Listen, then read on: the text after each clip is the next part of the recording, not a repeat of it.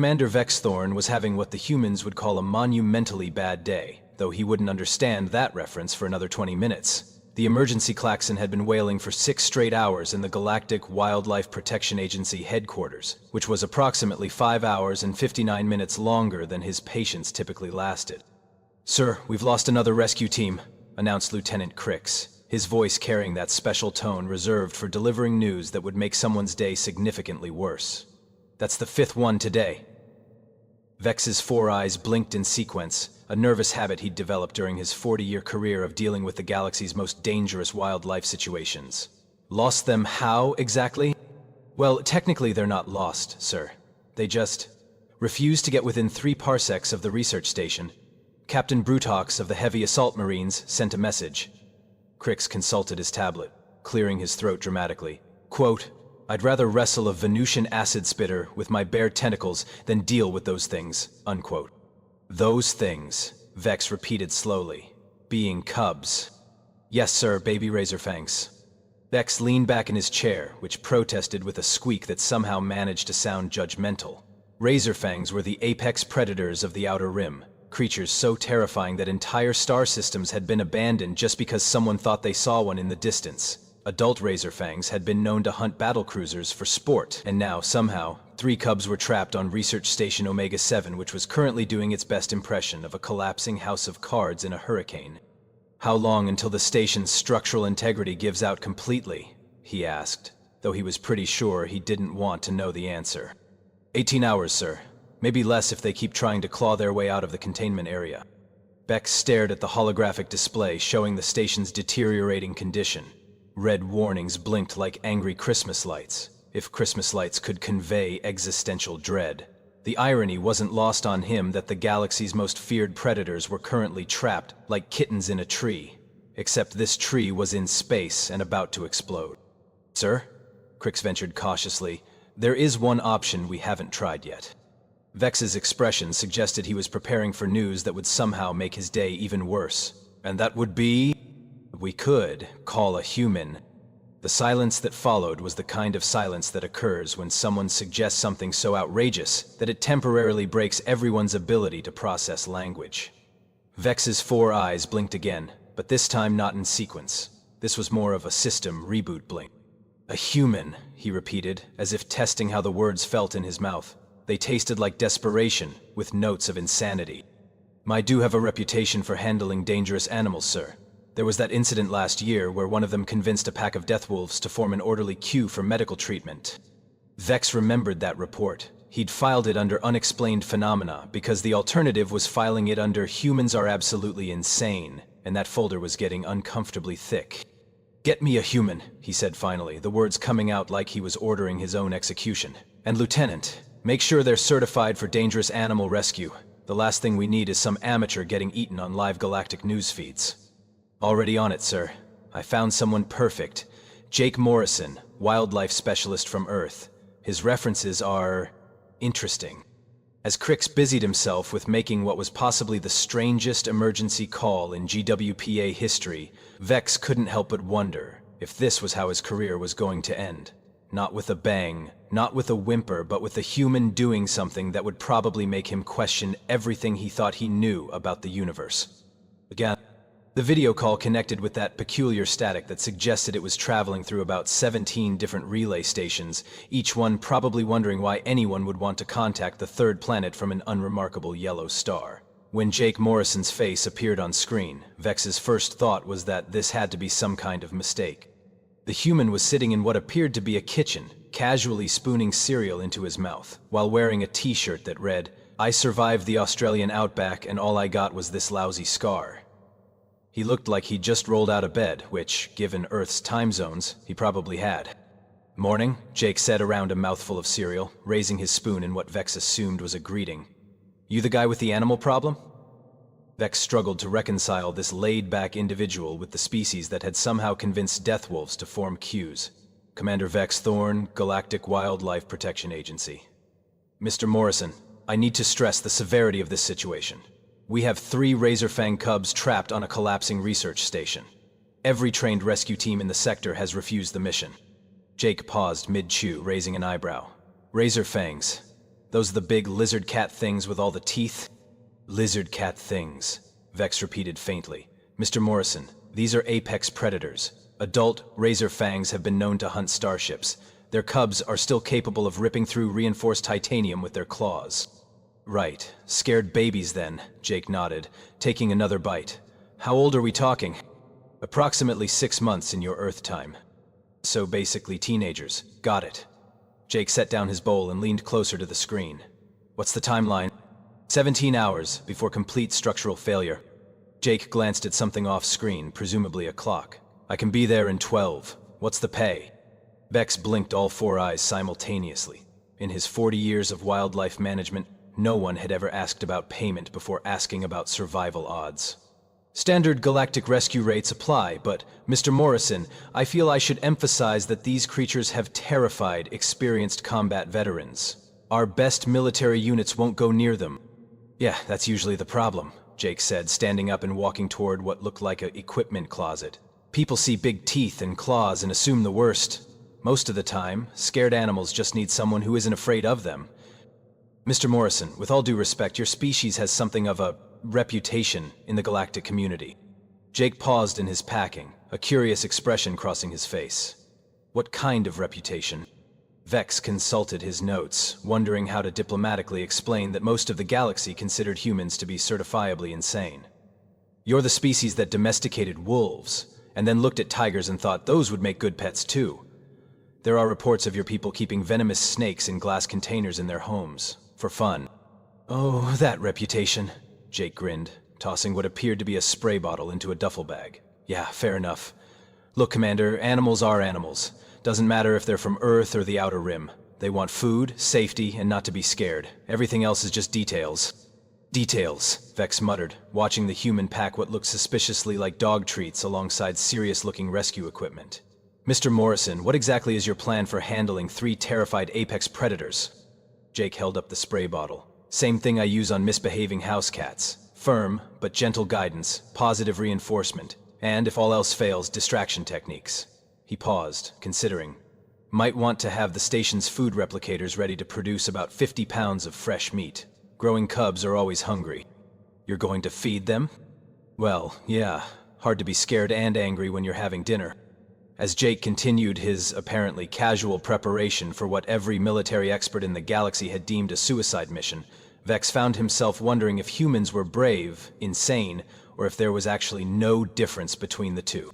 Transport will be there in an hour, Vex said finally. And Mr. Morrison, good luck. Thanks, Commander. Oh, and don't worry about the whole apex predator thing. I grew up in Florida. This should be pretty routine. The call ended, leaving Vex staring at a blank screen and wondering what, exactly, he had just unleashed upon the galaxy. 12 hours later, Jake Morrison arrived at the disaster site aboard the transport ship Cautious Optimism, a name that Captain Zilt was beginning to think showed a dangerous lack of foresight. The good news was that Research Station Omega-7 was still structurally intact. The bad news was that structurally intact was being generous, and the station was now listing at an angle that suggested it was auditioning for a role in a disaster movie. "Human vessel, this is Rescue Command," came Vex's voice over the comm, tinged with what Jake was learning to recognize as perpetual anxiety. "Please maintain minimum safe distance of 50,000 kilometers until we can assess the situation." Jake looked out the viewport at the other rescue ships, which were maintaining what could generously be called a neighborhood-safe distance. Some of them appeared to be parked in entirely different star systems. "Copy that, Command," Captain Zilt replied, his tentacles nervously adjusting controls. "Though I should mention, our passengers seems to have different ideas about what constitutes a safe distance." Jake was already suiting up in the transport bay, checking his equipment with the same casual efficiency most people reserved for packing lunch. "Captain, how close can you get me to the docking bay?" "Close?" Zilt's voice cracked slightly. "Friend Jake, the docking bay has warning signs in 47 different languages. 3 of them just say no in increasingly large fonts." "Yeah, but those are for people who don't know what they're doing," Jake said, clipping a utility belt loaded with what looked like pet supplies around his waist. "I brought jerky." Through the viewports, they could see Research Station Omega-7 rotating slowly, occasional sparks flying from damaged sections. What they couldn't see, but everyone knew was there, were 3 juvenile razorfangs somewhere in the containment levels, probably working themselves into an increasingly agitated state. "All stations, this is Rescue Command." Vex's voice crackled over the general frequency. The human is requesting immediate approach to the docking bay. All observers are advised to maintain current distances and prepare emergency jump coordinates. Emergency jump coordinates? Jake asked, raising an eyebrow as he checked his oxygen levels. Standard protocol when dealing with your species, Captain Zilt explained apologetically. Last time humans got involved with a rescue operation, they somehow convinced a colony of void spiders to help with repairs. The paperwork alone took 6 months. Jake shrugged, pulling on his helmet. Sounds efficient. As the cautious optimism approached the station, Jake could hear increasing chatter over the comm channels. Apparently, word had gotten out that a human was actually going to attempt this rescue, and half the sector had tuned in to watch what they assumed would be either a miracle or a spectacular disaster. Transport approaching Station Omega-7, Captain Zilt announced, his voice steady despite his obvious nervousness. Human Morrison, you are go for docking bay approach. Copy that, Jake replied, securing his duffel bag and moving toward the airlock. Oh, and Captain, when I get back with the Cubs, maybe have some music ready? Something calm. They're probably pretty stressed. Music, Zilt repeated faintly. For the apex predators. Classical works best. Mozart, if you've got it. The docking bay of Research Station Omega-7 looked exactly like what Jake expected from a place that had been evacuated in panic. Emergency lights cast everything in an ominous red glow. Debris floated in the low gravity, and the walls were decorated with scratch marks that suggested someone, or something, had been very upset about the situation. Jake Morrison, entering the station, he announced over the comm. First impression is that someone really needs to work on their interior decorating. Mr. Morrison, came Vex's voice, tight with worry. Please proceed with extreme caution. The Cubs were last detected in containment level 7. That's the level with the most warning signs. Jake consulted the station map on his wrist display, noting that containment level 7 was helpfully marked with skull symbols and what appeared to be a cartoon drawing of something with too many teeth. Got it. Heading down now, he said, beginning his trek through corridors that looked like they'd been designed by someone with a serious phobia of cheerful lighting. By the way, Command, what exactly were these Cubs doing on a research station in the first place? There was a pause before Vex responded. The research team was studying Razorfang behavioral patterns. Specifically, they wanted to understand why the species was so aggressively territorial. Jake stopped walking for a moment. So they took babies away from their parents to study why the parents get upset when people mess with their babies? When you put it like that, it does sound somewhat counterproductive.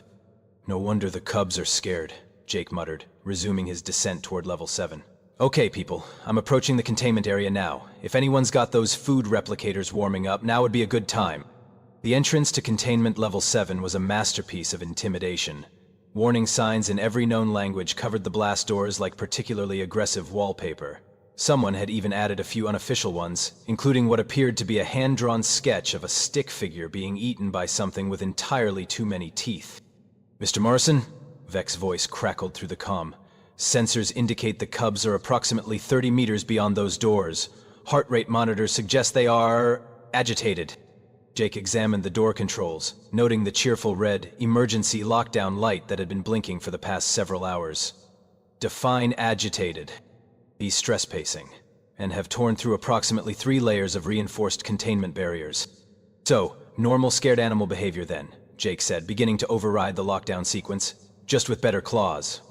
The doors hissed open, revealing a corridor that looked like it had been redecorated by a tornado with anger management issues. Emergency lighting cast everything in that special shade of red that meant abandon hope all ye who enter here. And the air had that particular metallic smell that suggested something with serious dental equipment had been expressing its feelings about the accommodations. Okay, Cubs, Jake called out as he stepped into the corridor, his voice carrying that specific tone every pet owner recognized as, I'm not mad, just disappointed. I know you're scared, but we need to talk about the property damage. A sound echoed from deeper in the containment area. It started as a low growl, built into something that might charitably be called a roar, and finished with what could only be described as the sound of expensive equipment meeting an untimely end. Sounded, came Captain Zilt's nervous voice over the comm, sounded expensive. Mr. Morrison, Vex interrupted, perhaps you should reconsider your approach. Our behavioral experts suggest maintaining maximum distance and using sonic deterrence. Jake paused at the entrance to the main containment chamber, pulling a bag of what appeared to be beef jerky from his utility belt. Your behavioral experts are the same people who thought taking babies away from their parents would be a fun research project, right? Before Vex could respond, Jake stepped into the containment chamber and immediately understood why the rescue teams had been so reluctant to volunteer. The room was large, designed to house dangerous specimens, and currently occupied by 3 creatures that looked like someone had asked a committee of nightmares to design the perfect predator. The Razorfang cubs were each about the size of a small earth pony, covered in midnight black scales that seemed to absorb light, and equipped with claws that had clearly been turning the containment furniture into abstract art. Their heads were sleek and reptilian, with rows of crystalline teeth that caught the emergency lighting like malevolent jewelry. When they turned to look at Jake, their eyes glowed with an inner light that suggested they were running on pure adrenaline and bad decision. "Oh, you guys are beautiful," Jake said and meant it. "And absolutely terrified, aren't you?" The largest cub, apparently the designated spokesperson for the group, let out a sound that was part hiss, part growl, and entirely threatening. Its siblings flanked it, forming what any military tactician would recognize as a classic predator formation. "All stations," came a panicked voice over the general comm frequency. "The human just called them beautiful. Repeat, the human finds the apex predators aesthetically pleasing." Jake ignored the commentary, slowly crouching down to make himself less imposing. "Okay, kids, here's the situation.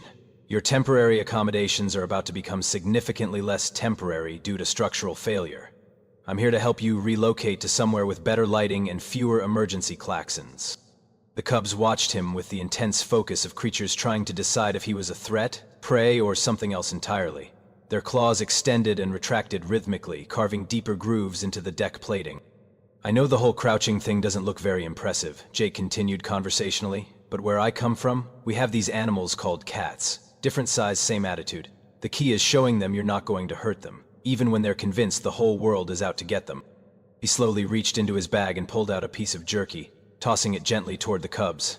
It landed about halfway between them, and all 3 creatures immediately focused on it with laser-like intensity. "Food?" Jake explained unnecessarily. "I'm betting you guys haven't eaten much since the evacuation started. Hard to trust the automatic feeding systems when everything's shaking and making horrible noises." The smallest cub, after a moment of internal debate that was visible in its body language, darted forward and snatched the jerky. It retreated immediately, but Jake caught the moment when its aggressive posture relaxed slightly as it realized the food was actually food. "Mr. Morrison," Vex's voice was barely above a whisper, "how are you doing this?" "Basic animal psychology," Jake replied, tossing another piece of jerky, this time closer to the larger cubs. "They're not evil killing machines. They're scared kids who've been abandoned by the adults they trusted. Sound familiar to anyone?"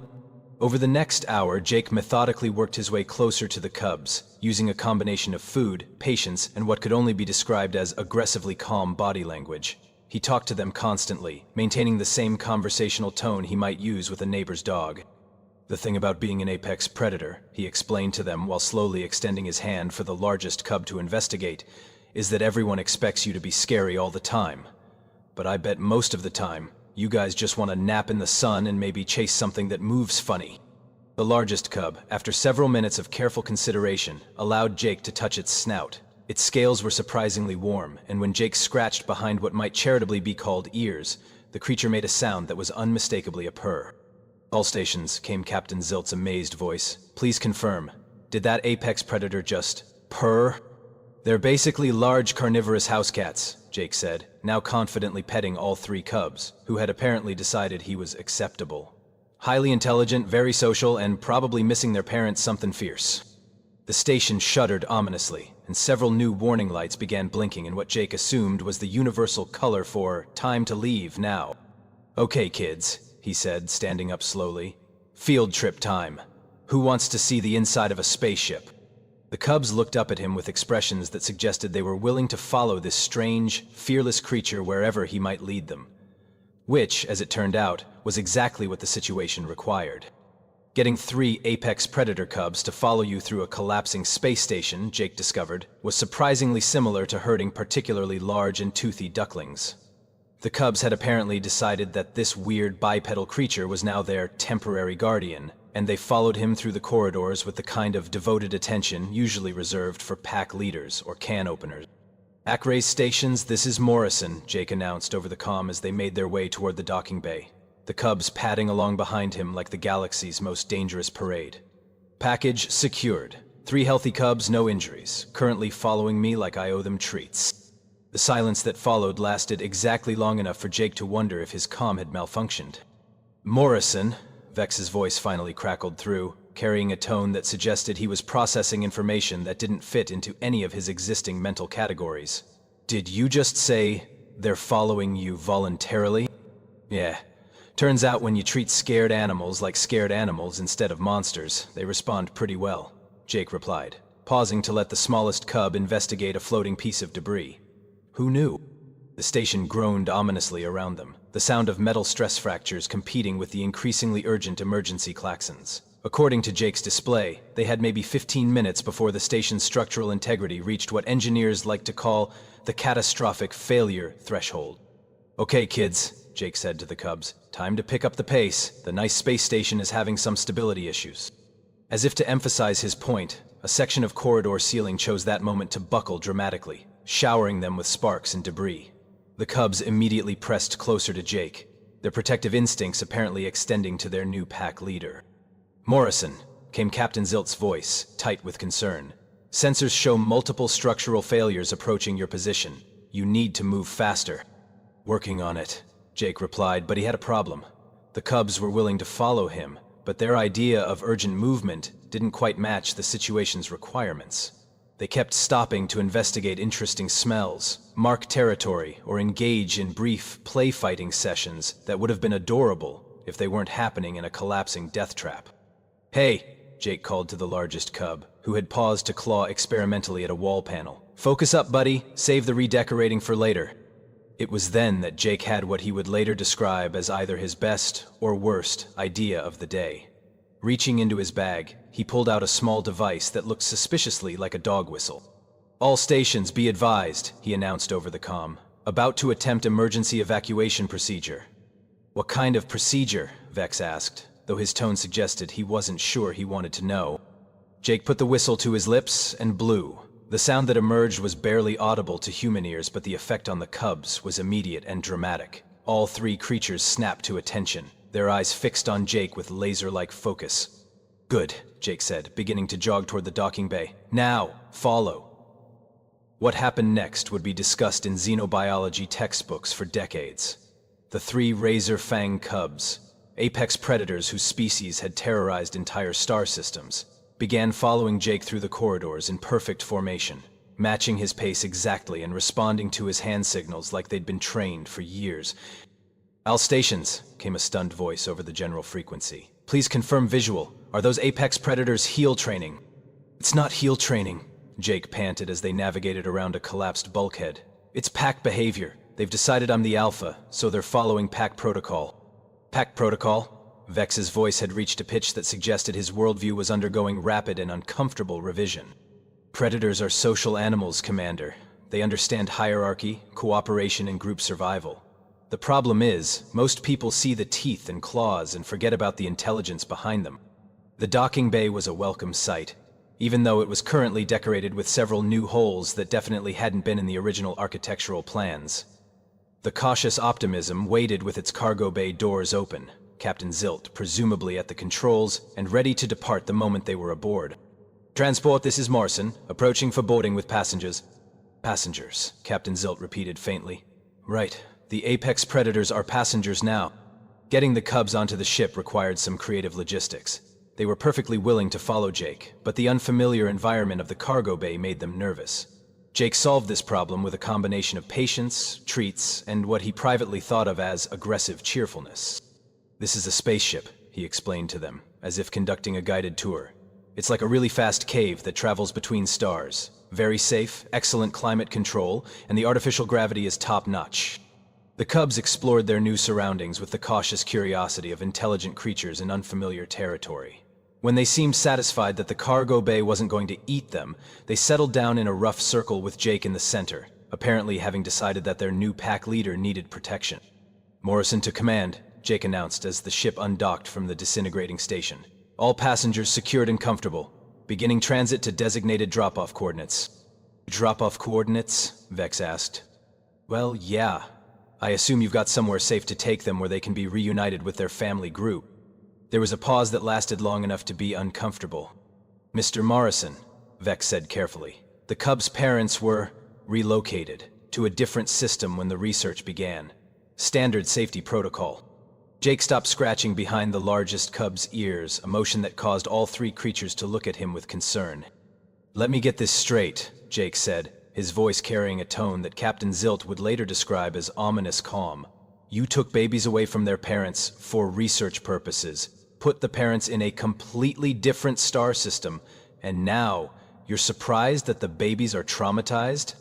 When you put it like that... Commander, Jake continued, I'm going to need those parent location coordinates, because these kids are going home. In the cargo bay of the Cautious Optimism, three juvenile Razorfangs looked up at their human pack leader with something that might have been trust, while their new guardian began planning what would either be the most heartwarming reunion in galactic history, or a diplomatic incident that would require entirely new categories of paperwork. Possibly both. The planet designated as Razorfang Relocation Site Alpha looked exactly like the kind of place bureaucrats chose when they wanted to solve a problem by making it someone else's responsibility. It was a perfectly adequate world with suitable climate, proper atmospheric composition, and the kind of bland, unremarkable terrain that suggested no one had put much thought into whether the relocated inhabitants might actually like living there. All stations, this is Morrison, Jake announced as the Cautious Optimism descended through the atmosphere, his three passengers pressed against the cargo bay viewports with obvious excitement. Approaching designated coordinates for family reunion. Mr. Morrison. Vex's voice carried the tone of someone who had spent the past 18 hours alternating between amazement and administrative panic. I feel compelled to remind you that adult Razorfangs are significantly more substantial than their offspring. Jake glanced at the cubs, who were making soft chirping sounds as they recognized familiar scents through the ship's air recycling system. Commander, they're parents who've been separated from their kids for months. I'm more worried about them being traumatized than dangerous. Traumatized apex predators are still apex predators, Morrison. Fair point, Jake conceded, checking his equipment one final time. But I've got a spray bottle and 20 years of experience with upset animals. How bad could it be? The answer to that question became apparent approximately 30 seconds after the cargo bay doors opened. Adult Razorfangs, Jake discovered, were impressive in the way that natural disasters were impressive. The two creatures that emerged from the tree line moved with the fluid grace of apex predators and the focused intensity of parents who had been worried sick for months. They were easily 3 times the size of their offspring, covered in the same midnight scales but marked with the scars and bearing of creatures who had earned their place at the top of the food chain. Okay, Jake said, stepping out of the cargo bay with the cubs padding eagerly behind him. Everyone stay calm. This is a happy reunion, not a territorial dispute. The adult Razorfang stopped about 50 meters away, their glowing eyes fixed on the small figures following the strange bipedal creature. For a moment, the air was filled with the kind of tension that suggested the universe was holding its breath. Then the smallest cub broke ranks and charged toward the adults with a cry that was unmistakably joyful. What followed was a reunion that would have melted the hearts of every parenting guide ever written, if parenting guides typically included sections on creatures with retractable claws and bioluminescent eyes. The adult Razorfangs descended on their offspring with a combination of relief, affection, and the kind of thorough sniffing examination that suggested they were checking for injuries, proper nutrition, and whether anyone had been mean to their babies. All stations, came Captain Zilt's wondering voice over the comm. Please confirm visual. Are those apex predators nuzzling? Family bonding behavior, Jake explained, watching as the reunited family engaged in what could only be described as the galaxy's most dangerous group hug. Perfectly normal for social predators. It was then that the adult Razorfangs turned their attention to Jake. The approach of 2 fully grown apex predators should have been terrifying. These were creatures that had hunted battleships, terrorized star systems, and featured in the nightmares of hardened combat veterans. Instead, Jake found himself on the receiving end of what could only be described as the galaxy's most intimidating thank you. The larger adult, presumably the cub's primary guardian, approached Jake with the careful deliberation of a creature trying to express gratitude to something it couldn't quite categorize. When it gently bumped its massive head against Jake's shoulder, the gesture carried a weight of meaning that transcended species barriers. "You're welcome," Jake said simply, reaching up to scratch behind the creature's ear ridge. "They're good kids. You should be proud." The sound that emerged from the adult Razorfang was unlike anything in the galactic databases. It was deep, resonant, and carried emotional undertones that suggested these creatures were far more complex than anyone had given them credit for. Morrison? Vex's voice was barely above a whisper. Sensors indicate the adult specimens are exhibiting what appears to be gratitude behavior. Turns out apex predators are people too, Commander. They just have better teeth and a more direct approach to problem solving. As Jake prepared to leave the reunited family to their catching up, the smallest cub approached him one final time. It looked up at him with those glowing eyes, made a soft chirping sound, and then did something that would be replayed on galactic news feeds for years to come. It gently took Jake's hand in its mouth, careful not to let its razor-sharp teeth make contact with skin, and held it there for a moment in what any animal behaviorist would recognize as a display of trust and affection. "Well," Jake said, gently extracting his hand and giving the cub one final pat, "you guys take care of yourselves, and maybe stay away from research stations for a while." Back aboard the cautious Optimism, as they departed the planet and left the Razorfang family to their reunion, Jake settled into his passenger seat with the satisfaction of a job well done. "Morrison," Vex's voice came over the comm, carrying a tone of profound bewilderment. "I need to ask, how did you know that would work?" Jake considered the question while watching the planet shrink in the viewport. "Commander, every species in the galaxy seems to think humans are either incredibly brave or completely insane for the way we interact with dangerous animals. And which is it?" "Neither," Jake said with a grin. "We just understand something that the rest of you seem to have forgotten. Every creature in the universe, no matter how big, how dangerous, or how many teeth it has, started out as someone's baby. And every parent, whether they breathe oxygen or methane, whether they have fur or scales or tentacles, loves their kids and wants them to be safe." He paused, watching the stars wheel past the viewport. "The thing is, once you remember that, everything else is just details." In the months that followed, Jake's approach to dangerous animal rescue would revolutionize galactic wildlife management. The incident report, filed under Humans Continue to Confound Expectations, would become required reading at the GWPA Academy. And somewhere in the Outer Rim, on a planet with unremarkable terrain and adequate atmospheric composition, a family of apex predators would occasionally look up at the stars and remember the strange, fearless creature who had brought their children home. "So," Vex said finally, "I suppose I should ask, are there any other supposedly impossible rescue situations you'd be interested in tackling?" Jake's grin widened. "Commander, I grew up on a planet where people keep sharks in glass tanks for entertainment and think venomous spiders make good roommates. If you've got any other impossible situations, I'm your guy." And in the vast bureaucratic offices of the Galactic Wildlife Protection Agency, Commander Vex Thorne began updating his files on human capabilities, wondering not for the first time if the galaxy's most dangerous species wasn't the one with claws and fangs, but the one that looked at claws and fangs and thought, "I bet I could teach that to sit." The universe, it seemed, was about to become a much more interesting place.